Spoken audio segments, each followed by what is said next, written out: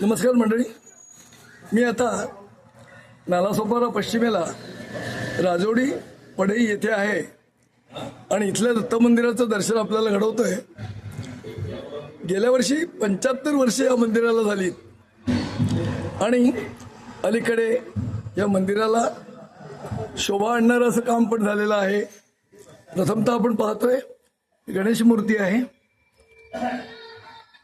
आणि हनुमान मूर्ती आहे. यानंतर आपण पाहतोय दत्त पाहतोय. दत्त मंदिर 75 वर्षाचं म्हणजे पहा बरं, प्रसन्न अशी मूर्ती आहे आणि बाजूला स्वामी समर्थ आहे.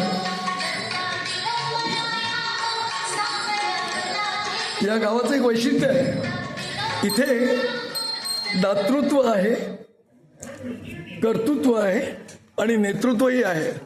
पहा बरं, इथे आपल्या लक्षात येईल कैलासवासी श्री जनार्दन जीवन म्हात्रे यांनी या मंदिरासाठी विनामूल्य अशी जमीन दिलेली आहे आणि या गावातील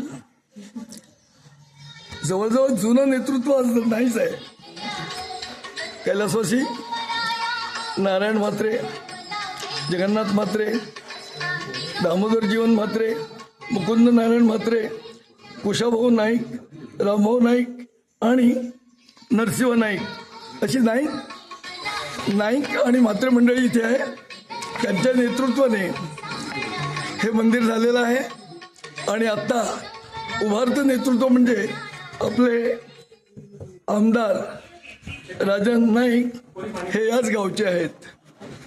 तेव्हा दातृत्व, नेतृत्व आणि कर्तृत्व इथे सामावलेलं आहे. धन्यवाद.